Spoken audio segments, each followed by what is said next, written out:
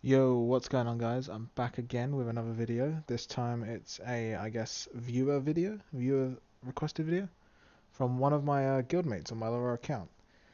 He wanted to know about formations and what formations I would take rallies in if I was to take a rally on my main. Um, so in this video I'm going to explain about the formations that I would use and how the outcome would happen and what would happen when I take the rally. So, let's say I am in a imp phalanx. Before I actually would choose a phalanx I'm going to take the rally in, I would wait until the rally has left. I would check what's in the rally heading towards me, and then make an educated guess of what phalanx I think they're in. If it's a one troop type, then you either go in inf or cav, in my case, because even if they're in coming at you with full cav, I would still choose a cav phalanx to take it in, purely for the fact that my front line would be T1 range if I were to take it in range, and the outcome would be awful. I would lose so many T1 range. So you want to always, in my case, I would either take it in an inf or a cav, depending on what they're sending me. If it's one troop, I will either take it in an inf or a cav. So if they're sending all inf, I'll take in a cav. If they're sending in all range, I'll take in an inf. And if they're sending all inf, I'll take it in a cav. The wedges, I don't tend to use wedges. They don't do as much damage as a phalanx does, but you will take less damage if you defend in a wedge, I think. But you won't deal as much damage to them as they're coming in, so you may not cap with a wedge. So that's why I tend to use the phalanxes over the wedges. Um, but yeah, it all depends. But if they're sending a mix, you've pretty much got to make an educated guess whether you want to take an inf or cav. What I'd tend to do would be to check which one has the most troops. So if they have more inf, then probably taking a cav. Unless they have more range as well, then maybe take it in an inf. If it's a two troop type, cav and inf, then you obviously want to take that in cav. If it's cav and range, probably take that in probably a cav, because that cav will always be in the front and you don't want their cav hitting your inf, so probably take that in a cav phalanx.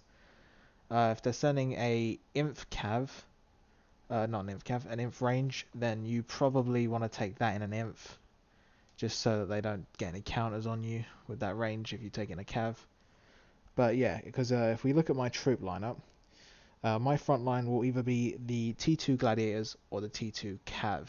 The reason I'm doing that is so that I can never be countered no matter what they send, if it's one troop type at least. And most rallies on the first one, they will always send a one troop type rally, if they know what they're doing at least.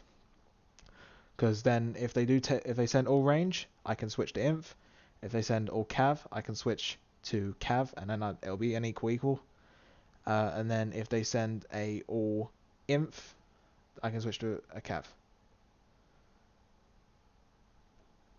Then, if they send a two troop type, I'll then obviously choose whichever one will be the best likely outcome between inf and cav.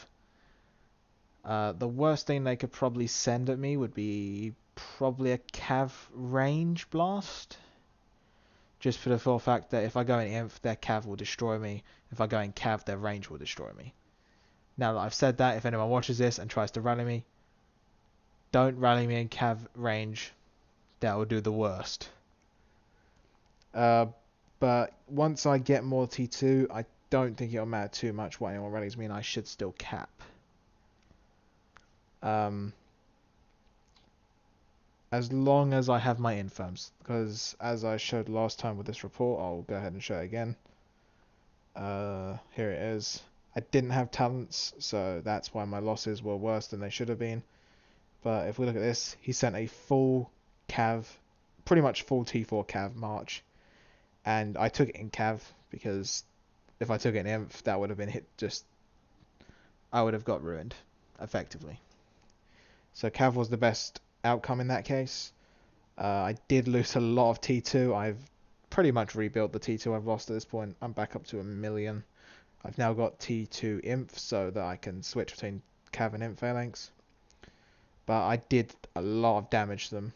The T4 they lost is cost way more than I lost in terms of T2, because T2 are cheap, whereas T4 are just they're expensive. And yeah, at the moment I'm just doing Guild Fest. I am working on a uh, Darkness quest. It's get not 6 essences. It's rally 6 Darknests as captain. And with that, my march isn't back yet. I haven't got my leader. That's a bit sad. Yeah, I'll do that in a bit. But yeah, that should be it on Phalanxes. If you have any other videos that anyone wants to see, just I guess inbox me on my main. I get on that more often. That's my name. I might make this a regular thing, answering viewer questions on Lords or topics. So yeah, if you do have another topic you want me to discuss, mail me or leave a comment in the comment section. Thanks and bye.